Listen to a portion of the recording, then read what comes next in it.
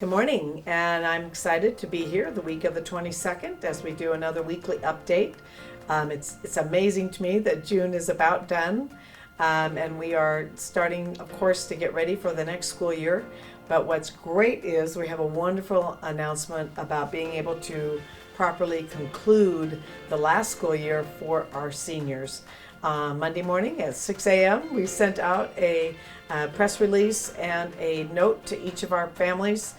We are approved by the Mesa County Public Health Department to conduct our regular graduation ceremonies July 10th through 13th. So we are very excited. We do need to have, of course, some accommodations around the coronavirus, but we believe that most of those will not interfere with our students' ability to really enjoy the ceremony. We'll have the stage set up. It will feel very much like a traditional ceremony. This year, for the first time, we'll be in Simplesio Field. The reason we did that is that Stoker holds 5,000 students, but because when you have the two straight bleachers, it's kind of hard to see the stage from some parts of it. But with Simplesio being available, and it's not usually available for us for graduation, so not only has this been a unique year for our seniors, it also will be a unique graduation ceremony. They may be one of the only classes ever that gets to use Simplesio. And what's nice about Simplesio, behind the stage, we'll have that big screen that is available during when you're watching a baseball game or other events.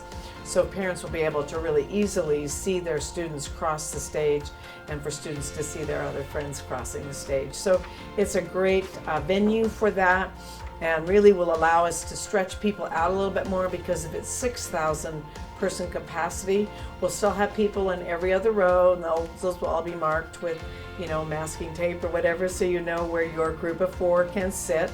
We are allowing guests of up to 4.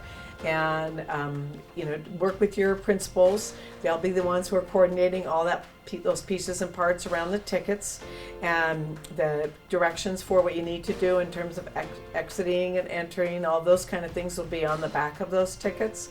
But we're just excited to be able to provide this opportunity for our students. They've had a tough senior year. That second semester has been a unique one. We missed so many fun ceremonies they normally have.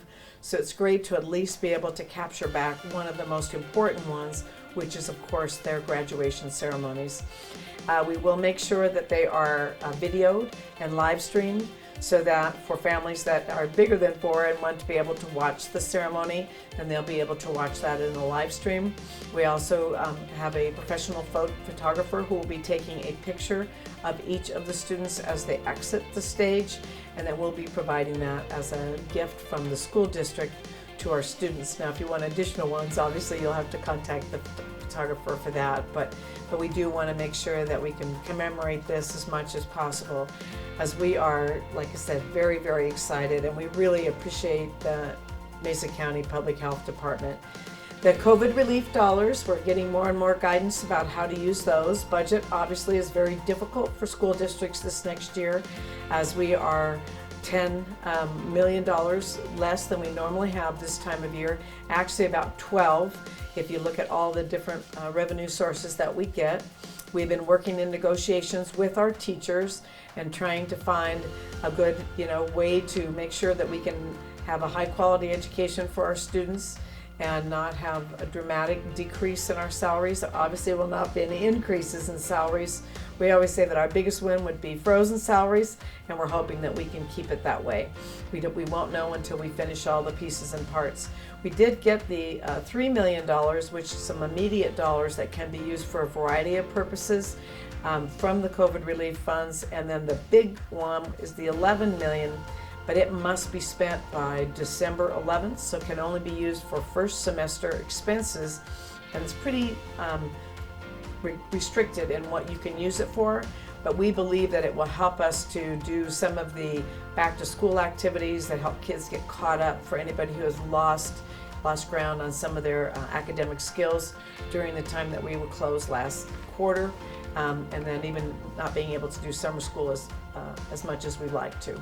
So it will also allow us to do some after-school tutoring at no cost to families. So we'll be working at all those pieces and parts to bring our kids up to pace where we want them to be and where I know you want them to be.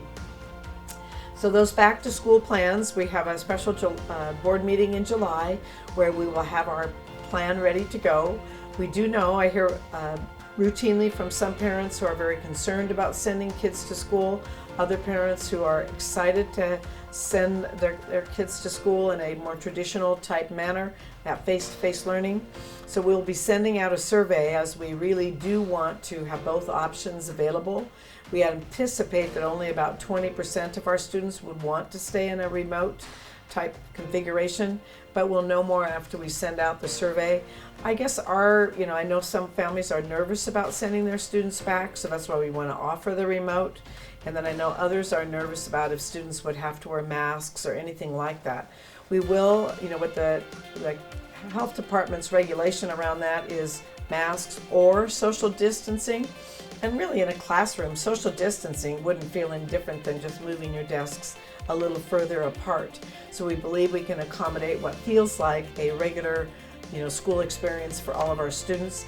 And even the state of Colorado, Governor Polis met recently with superintendents from across the state remotely and said he did not think it's realistic that we'd be able to keep masks on, especially our elementary students or any students. So we will really rely probably more on social distancing. Some of our students who have unique medical situations may certainly want to utilize the masks, but that will be something that's decided between the parents and the school regarding what's in the best interest of their child.